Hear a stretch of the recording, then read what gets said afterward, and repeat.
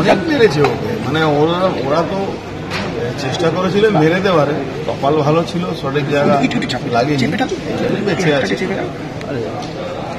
পুরোপুরি ওকে মেরে দেওয়ারই প্ল্যান ছিল।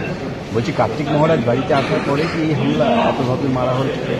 আমি এটা জানি না, তৃণমূল কার্তিক মহারাজ আসুক বা কেউ আসুক, তৃণমূল গুন্ডামি করবে, পুলিশকে সঙ্গে নিয়ে করবে, পুলিশের তত্ত্বাবধানে করবে, এটা মেনে চলতে হবে। যদি আমরা এটা মেনে না চলি, এরকম হামলা হবে, তাহলে আমরা মতো পাচ্ছি। দাদা, আপনারা কথায় কথা বলেন যে পশ্চিমবঙ্গ বোমাবারুদের স্তূপ, কিন্তু দেখা যাচ্ছে ব্যারাকপুর তো সব থেকে বেশি মনে হচ্ছে।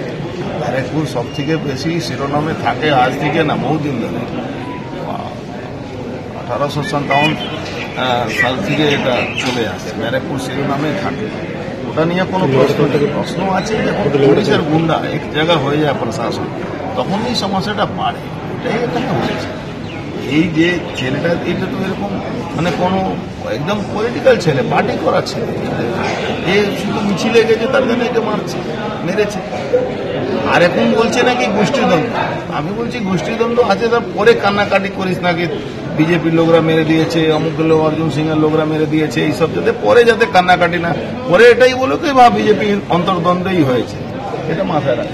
গন্ডগোলের শেষটা কোথায়? এক মিনিট, গন্ডগোলের শেষটা কোথায় আছে বলে মনে হয়? পাল্টা জবাব। গন্ডগোলের শেষ হয়ে সবসময় পাল্টা জবাব দেবেন। গন্ডগোলটা এমনি, কেন পুলিশ নিরপেক্ষ নেই।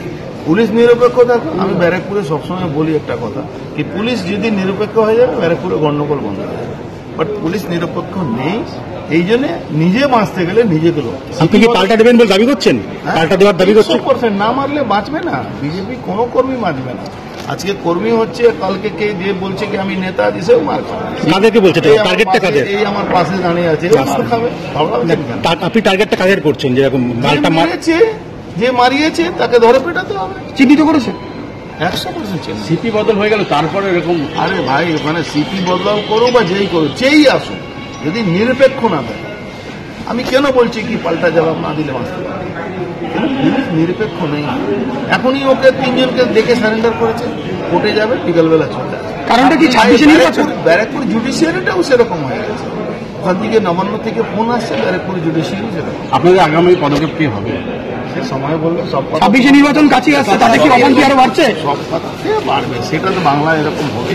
যেখানে 25 লক্ষ যুবক যুবতীরা চাকরির জন্য পরীক্ষা দিয়েছিল, সেখানে 26,000 চাকরি হয়েছে। তার মধ্যে 90% লোকের এরকম আছে যারা ওখানে পয়সা দিয়ে চাকরি পেয়ে গেছে। মুখ্যমন্ত্রী তো বিজেপি আর সিপিএম কে দায়ী করছে। মুখ্যমন্ত্রীর কথা এখন কেউ শুনছে না, ওনার কথা কেউ মানছে না।